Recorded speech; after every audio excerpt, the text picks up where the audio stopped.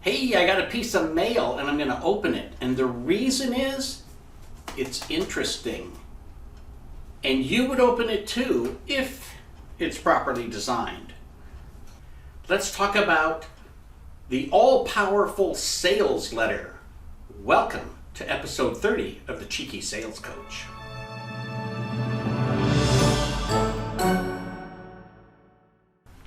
Just a side note, in case you noticed, I have a new Zoom microphone. I would love your feedback on how well it picks up. Now, here's 6 or 7 things you need to know about the all-powerful sales letter. First of all, even though mail is interesting, the sales letter is mostly a marketing letter.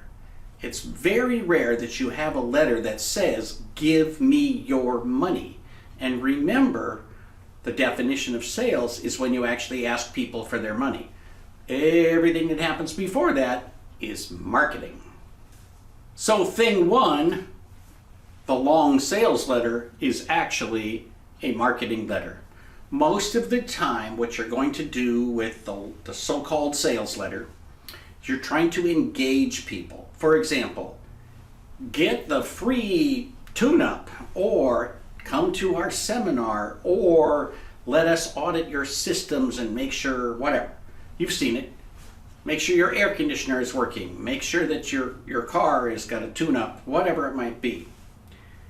What you want to do is to engage people, get them into your funnel, and then you can start them into the sales process. So the letter itself is rarely an actual request for money. It is a request for something else that gets them into your process. Thing number 2, letters are expensive. So postage is obviously a big expense, but it's not the only expense. You have in the average sales letter at least 2 pages of printout, plus the envelopes, plus the printing, plus the postage, and in many cases you're going to send it out to a list that you bought, so you have the cost of the list. Interestingly enough, at least in the United States, postage is now just under 60 cents, and we pay about 25 cents for a name on a list with all of the demographic information included. So the list is actually cheaper than the postage. And of course, the envelope can be very small. It can be something that's very cheap, or it can be something very expensive. But bottom line is, so to speak, there is a cost for postal mailings, which is why most people don't do them anymore. The good news for you is, if you commit to a postal mailing, you know people are going to open it because they don't get that much junk mail, so-called junk mail, anymore. If you have fun inserts, that's going to cost even more. So there's lots of different costs, but the good news is, you usually, assuming you want to stay under one stamp, end up spending less than $1 all in for one piece of mail. Now, $1 is still a lot, but let's keep it in perspective. If you do advertising on LinkedIn, you are hardly likely to get a click for under $1.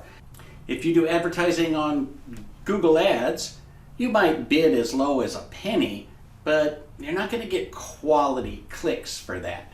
When you focus in on your audience, you focus in on a specific demographic, you focus in on an actual targeted list, well, you're going to end up spending 30, 40, 50 cents, sometimes $1, sometimes $2, sometimes $5. If you look at the prices that people are paying for clicks, very frequently you'll see that a super targeted mailing might be many dollars per click. In my industry, IT, it can cost $40 or $50 for one click. You better be darn sure your advertising is really doing a great job for that. With that perspective, sending postal mail is actually a pretty good deal and more people should do it. The problem is you pay for each piece up front, and so it's much more visible than just the electronic accumulation of clicks out there somewhere on the internet. Thing number 3, lumpy mail is good, but it's not a cure-all. What is lumpy mail? Well, you literally take things and stick them inside your envelope. In this case, I stuck some cute little stickers with unicorns inside the envelopes. But I get mail back and there's a unicorn sticker sticking halfway out of the envelope because it cut through the side. One of the problems with lumpy mail is some of your lumps are going to create holes in the envelope. Some people are not going to get the insert, and then they're going to say, what the hell was he talking about when he talked about the sticker that's enclosed? There is no sticker enclosed. To be honest, lumpy mail is good if it actually increases the open rate and if there's a good tie-in with your message. If you've got a letter that refers to the lumpy mail and it ties into a theme, that's all good. It might increase engagement, but the key to success is it is not a cure-all for your problems. So let's talk about number 4, the most important thing you need to know about your long sales letter. Number 4, the most important thing you need to know about a long sales letter, it's got to be a good letter. Let's be serious. The letter has to be about the letter. I know that sounds obvious, but you have to put a lot of work into that letter. Now, don't obsess over it because we're going to talk later. You got to do it more than once. But you should have a really good opening line. You should grab somebody's attention. Let them know why they should actually go to the trouble of reading the letter. And then you need to engage them in a conversation about them, not about you. Don't go on and on and on about your history and how good you are and how much training you have and how certified you are and how your solutions have solved more problems than sliced cheese. No one cares. Nothing personal. No one cares about you.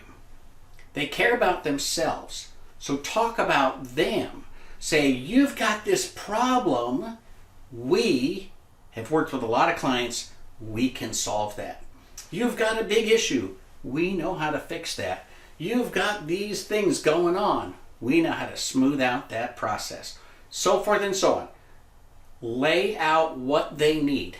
Now, why do we call it a long sales letter? Well, this is your opportunity to engage in a conversation. Well, we did this and this and this. And then tell a bit of a story.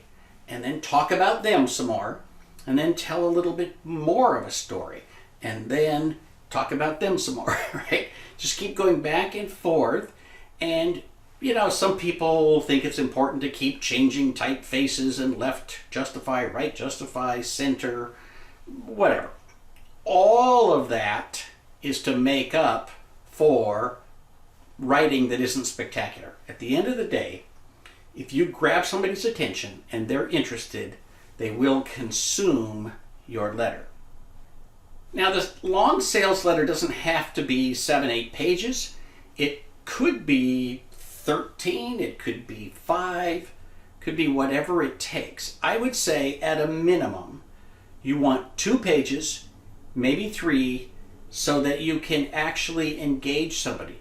Why do people have long sales letters? Well, because if you get somebody who is actually interested in reading your letter and the letter is well crafted, then you can have this back and forth conversation where you talk about them, you talk a little bit about the problems you solve, you talk about them and you talk about the way that you solve problems and you talk about them, right? And you keep going back and forth. If people engage in that and they read the whole thing, they're going to be eager to work with you. Hey, I really want to have that audit or attend that webinar or invite you into my office to discuss this. So we can begin down the road to getting them out of your marketing funnel and into your sales funnel. Thing number 5, almost nobody is going to read the whole letter. But that's okay. Actually, you only want to engage the people who want to engage you. You only want to engage people who identify with the problems that you spell out in the letter and then attempt to solve. If people are not having the problem, if they're not interested in that conversation, they're just not going to read the letter. A handful of people will tear it up and throw it away without even opening it. But that's also a very small number. Here's the thing you need to remember. The long sales letter continues to work because it's very effective if done properly. Remember, everything about marketing is a numbers game. You need to get whatever, 1 million hits on something in order to get 1,000 people to come and click on your ad, and 100 of them actually visit your website, and 1% of those read through your website and decide to fill out the form. Those are just made up numbers, but obviously it makes the point. You start with a huge, massive number and you winnow it down to the one person who clicks and wants to engage. You really can't expect better than sometimes 1 to 3% response rate to letters. So if you send out 500 letters, you'll be lucky if 5 people are willing to answer the phone and follow up with you and engage. And so that's actually an argument for trying to send out 500 to 1,000 minimum, just so that you've got some return on investment. Many people trying to do sales are turned off by the long sales letter because it makes it so visible how you go from 500 to 5 or 500 to 2 respondents. You don't see that as much on the web, but it's much, much worse on the web. When you look at some of the stats on Google Ads, you might see that something got 100,000 impressions, and then you look at your website and you say, oh, and 19 clicks. Yeah, baby. So obviously the letter is actually getting a much higher response rate, but it's so visible because you can't afford to send out 100,000 letters at $1 a piece. You might as well just spend the year not working and go spend that money. So remember to keep it all in mind, keep it all in focus, and you're only buying a very small fraction of the impressions that you could be, because you have to be realistic about what you can afford. But also remember that response rate is significantly higher than many, many other ways that you could be marketing. Thing number 6, the letter can't stand alone. The letter must be followed by phone call. I would recommend that you have a very tight schedule. As soon as the letter hits, you have to get on the phone. Now, what do we know about phone calls? We know that nobody answers the phone in the 21st century, especially if they don't know who you are, they don't recognize the number. Obviously, people are screening all the time. I personally never answer my phone no matter what. So you have to have a follow-up. If you have their email, an email follow-up is awesome. But you have to remember, we have laws about email, and so you can send postage to anybody, but you can only email people that you have a business relationship with. So out of the blue, you could pick somebody and send them one email, but you can't put them on your list. You can't spam them. You can't have an ongoing set of communications that are one way.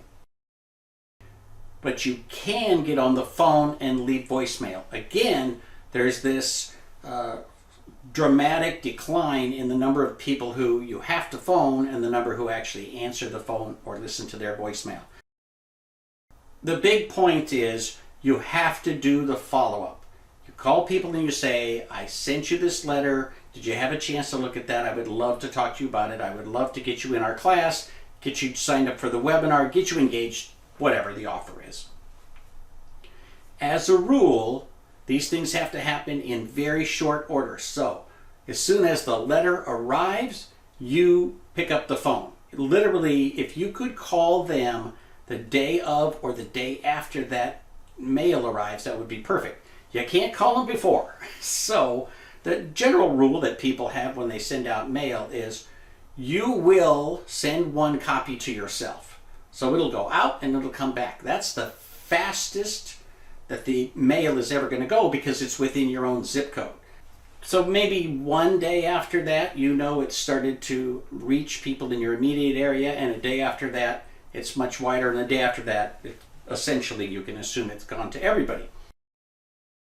Those aren't perfect guidelines, but if you basically have the circle of your zip code and then the areas around that, the areas around that, if you're trying to do a local marketing, everybody in your area is going to get it pretty much at the same time. So when you get yours, wait a day, and then you can start making those phone calls.